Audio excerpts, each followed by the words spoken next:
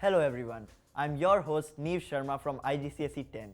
Joining us today is someone who's not only an academic superstar but also an all-around achiever, Shraddha Gautam, an alumnus from our IBDP 2024 cohort. Shraddha's journey through GIIS is nothing short of inspiring. She's played significant leadership roles in school clubs, earned accolades in competitions like the World Economics Cup, and exemplifies the holistic development that GIIS stands for with its 9 GEMS pedagogy. In today's episodes, we're going to dive deep into her experiences at GIIS, learn about her study strategies, extracurricular triumphs, and her exciting plans for the future. So buckle up for an inspiring ride. Without further ado, let's welcome Shraddha to the show. Welcome, Shraddha. It's an absolute pleasure to have you here. Thank you for having me. I'm very excited to be here. First and foremost, congratulations on successfully completing your school journey. How does it feel to have achieved such remarkable success? Thank you. I mean, it's really such a great relief to know that I've not only finished it, but I've done it well. I've done the best I could, and I've achieved all the targets I'd set out for myself when this whole thing started. So obviously, it's a very happy feeling. I can imagine. Let's start with your impressive IBDP results. You achieved a score of 44 out of 45 in the IB Diploma program. Could you tell us about some of the key factors that contributed to your success in the exams? Yeah, of course. I think first of all, it was paying attention when your teachers are teaching you in class. What really I loved about GIS is that every teacher here knows what they're talking about when they start teaching a subject. So in class, they'll give you tips like focus here. This is something you have to be paying attention to. And when you study for the exams, it makes it that much easier. Another thing is notes. Really try and make good notes as you're going through your lessons and your classes, because it is 2 years. You need to remember what you learned at the beginning of grade 11 for your exams in grade 12. So your notes need to be really clear about that. And I think just regular revision, keep going back, making sure you have a good grasp of the course material as you're going through your revisions, which again GIS helps you do because you have so many exams so frequently. They really don't let you forget. But even if you're like trying to focus on something else while the exams are happening because it's not affecting your predicted or whatever, just make sure that you're really reviewing course material frequently. Shraddha, those were some great tips. Tell us about your experience being an IBDP student. Why did you pick IBDP over other curricula? So how it actually started for me is when I moved to Singapore from India in 2019, I was in a school that did not have any curriculum but the middle years program, which is the IB's version of diploma for the grades 7 to 10. And I was already a part of that sort of system. So when it came time to choose what I was going to do in grade 11, the DP was just a natural continuum for me, because MYP teaches you all the skills that DP really requires you to know, like research skills, writing, curriculum focus, and really this all-round perspective. So the DP was a natural choice for me. According to you, what does IBDP as a curriculum provide to students that will benefit them in their future prospects? I think IBDP as a curriculum, as you put it, is geared towards preparing students for university, because we do a lot of extra work that is not just reading from a textbook, writing answers. We do things like the extended essay, like TOK. We're made to think critically about the world around us. And that is so important when you go into college and you're balancing all these different things. And in that way, it's really so important for the future, which is why I think it's a very beneficial course as well. Yeah. Tell us about the extended essay. What was the topic of your extended essay and how did you prepare for it? My extended essay was actually really funny because I did the extended essay in English literature, which I took at the high level. And I was struggling really hard to find a topic because, you know, literature is such a wide field. But then I was speaking with my advisor, Shivalik ma'am, and she was telling me, look, just go for something you find interesting. Maybe you've never heard about it, but you've done your research, you found out about it, and now you want to research it. So I found this field of literature. I was reading my favorite book, The Picture of Dorian Gray, and I found this field of literature. There was a paper about it called Literary Gerontology, which is essentially perspectives about aging, but in literature. And I was like, this is interesting. And I picked up another book called Less by Andrew Sean Greer. It had a different perspective on aging, and I was like, you know what? If I take the perspectives of literary gerontology that I have, read about and researched, and put them to these books and compare these books, I could have a really good essay. And that's what I ended up doing. At GIS, we take pride in our exceptional teachers and faculty members who have played a vital role in consistently helping students achieve personal success. Could you share the impact teachers had on your IB journey? Oh, absolutely. I can very honestly say my journey would have been a lot harder and a lot more difficult if I hadn't had the GIS teachers sort of guiding my way. Shivalik ma'am, as I've already mentioned with my extended essay, with English as a whole, she really knows what she was doing. She would help us out with, what should we be looking for, what should we be focusing on, guiding our writing, which is so important in literature. Her tips were impeccable with how you should organize your points, how many points you should have in each paragraph, what to do if you don't have any points, how do you sort of go through a text and find them. All of that was so important for us. We had teachers like Deepa ma'am, of course, who's our coordinator. She was there for any questions we had, any sort of difficulty we had. TOK teachers and our subject teachers especially, they all knew what the IB was sort of going to be looking for when they graded us on our IAs, on our written work, and they prepared us for it. We have done so much prep work that by the time the IB exams came along, it was kind of like, okay, I've done this before, I just have to get it over with. So they really made us feel comfortable in a system that sometimes can be quite vague. And that's something that the GIS teachers did for us. How have your participation and experience in the field contributed to boosting your confidence and ability to express yourself both academically and in your personal life? Well, in the field is a bit of a vague term, but I would say outside of the classroom, just GIS has so many things that we had to keep doing, and that really helped me learn how to express myself. For example, we did the GIS MUN in 2023. I was one of the chairs in one of the conferences, and there you have to do things like coordinate with your delegates, write the study guide. Then while conference is in session, you have to be talking to them, making sure everybody is okay, making sure that they're following procedure. And all of that really helped me develop my skills with talking to people I don't really know and sort of connecting with people, a group of people, because delegates, we had like 20 of them. So that was definitely a really big help. We also did the GIS TEDx event where I was head of external communications. That's nice. And there we're talking to people who are like much older than you in a professional setting, and you're trying to get them to take you seriously and tell them this is what we need from you. Again, these are opportunities that really, really help you. Like when I was doing my interviews for university, I was leaning on those skills. I was leaning on the fact that I've spoken to people like this and I've interacted with them and I know what I'm talking about. And that gave me the confidence to go through with it, sort of. You have won a higher distinction position in the World Economics Cup 2023 and have shown leadership skills holding significant positions in school clubs and events.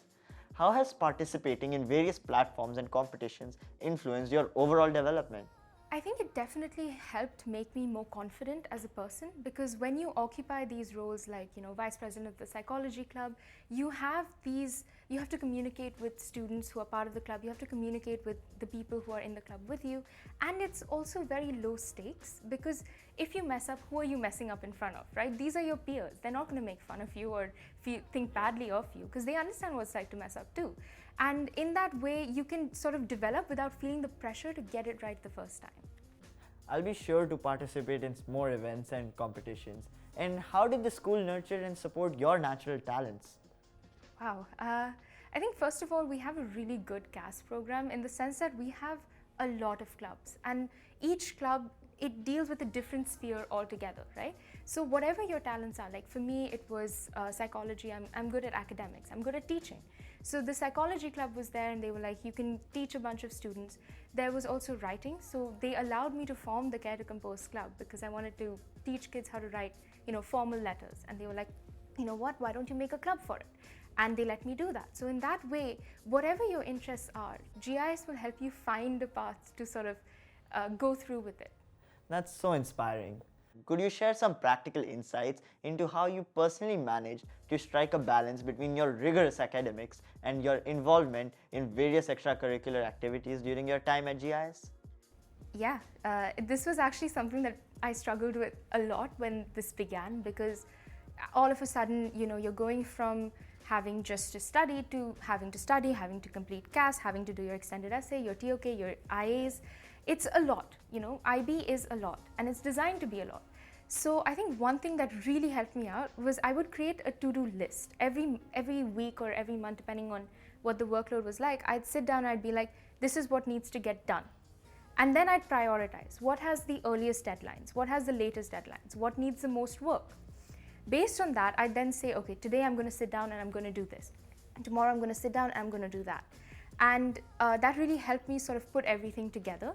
It also made sure that if I knew what I had to do on a day and something came up in an emergency manner, I'd know exactly what needed to get postponed, what I could move around, because I have the priority rankings. Yeah.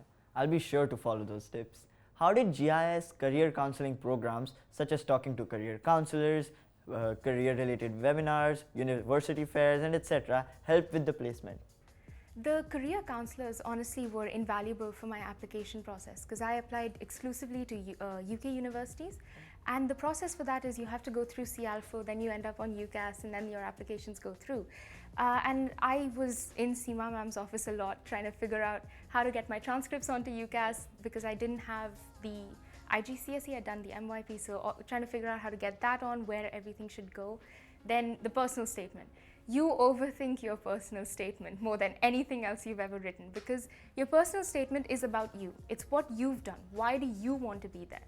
And sometimes you feel like maybe you're not interesting enough to write a statement about, but Seema ma'am was like, you know, this is what you need here, this is what you need to talk about here, this is maybe not necessary, elaborate more on this, and then you feel like maybe I am interesting enough because she wants to hear about it, so maybe the university wants to hear about it too. So definitely the GIS university application process was amazing for me. I'll be taking some pointers too. Did you apply to any other universities? If yes, could you share your experience and journey during the application process for various prestigious universities? Well, I didn't apply to anything but UK universities. Within the UK, I applied to 5 universities as the UCAS limit was. I think the main sort of process for me was when I was applying for Oxford, because you apply for Oxford, you get into the interview round, and then after the interview round, you wait for a while and then they tell you how you've done. So mainly the prep for that was you start with your entrance exam. Oxford usually does have them. And for that, you know, you have to really study. There's really nothing much you can do other than that. Then for the interviews, I think here's where it became kind of important to remember how to speak without second guessing yourself while you're talking, because you're like, if in the middle of an interview you're like, you know what, I actually have no idea what I'm talking about. That's kind of weird, right? So again, I spoke to Seema ma'am, she gave me some pointers from past students. She was like, you know, it's about 20 minutes, this is what usually they'll be asking you and other students. And then you just really have to practice answering questions that maybe you're not comfortable answering. Look up some common questions and then hope for the best. I'll definitely use your advice. And talking about advice, what advice would you give to your fellow students aspiring to apply to such universities? Well, first of all, definitely try. I mean, I know sometimes it's a bit like, you know, why would I apply there? I probably won't get in. But all these universities put in minimum thresholds on their website for a reason. If you meet that minimum or exceed it, you should try. The worst they can do is reject you. But you have to try. And once you've tried, put in everything to it. Do your interview prep. Study for the entrance exam. Don't leave any stone unturned. Don't leave it to say in the future that, you know, I should have tried better. Just go for it. And you know what? You might even get it. I'll be sure to try for them. As you look back on your IB journey, what stands out as the most significant takeaway, and how do you plan to carry those lessons forward into your college life? I mean, the IB was a learning experience in a lot of different ways, but I think the biggest one would be time management. It's talked about a lot, I know, but when you have so many different tasks that you're trying to excel at because you want to do everything at an excellent level, you really have to learn to sit down, take note of everything you have to do, and figure out how to get it done with the number of hours in the day that everyone has, right? And that is so important because college is multitasking, life is multitasking. So if you learn really young how to cope with having a lot of work, it really does make your life easier as you go on. As you get ready to embark on your educational journey, what aspect of it excites you the most? We'd love to hear about the opportunities or experiences you're looking forward to the most. Well, I'll be going to Oxford in the fall to read law. That's nice. I think what's really great about it is Oxford is, of course, the dream school, Yeah. and I'm really excited to finally be able to say it's happening. I have a date for it. It's going to work. And what am I looking forward to the most? Well, obviously the law aspect of it. My mum is a lawyer. I have a lot of lawyers in my family. So being able to finally sit down at that table and talk to them about it, that's going to be really fun. And understanding the law and how it governs our society is going to be fun. In a less academic part of it, just like in the life part of it, you know, living away from home for the first time, trying to manage my own affairs. Oxford is supposed to have amazing food, so I'm going there for that as well. And yeah, just mostly looking forward to starting this new chapter. That's really nice to know. Shraddha, is there anything else you would like to share with our listeners, especially those who are currently preparing for their exams? Starting with take a deep breath. These exams are quite challenging, everybody knows it, but hundreds of thousands of people do it every year. We have people who have done it in the past, people who will do it after you. It's not the end of the world. It's not the end of your world either. So keep a cool head, keep preparing. Don't stop, don't say, okay, I feel like I know enough. You trust me, you will never know enough until the exam's over. And just really try and have fun with it, because at the end of the day, specifically for the IB, you've been doing this for 2 years. You have put 2 years of your life into doing this and doing it well. So have fun with whatever it is, whatever your subjects are. You chose them for a reason. You enjoy them. Just take pride in your work and have fun getting your words onto that page. Those were some incredible insights into your journey. Thank you so much for sharing your insights with us. I wish you all the best. Thank you. Thank you, Shraddha, for taking the time to speak with us. I'm certain that many students will be inspired by your journey and learn your insights to make the most out of their student lives. Thank you so much for having me. I really hope these tips are useful. And thank you to our audience for joining us today. Until next time, this is Neev Sharma signing off.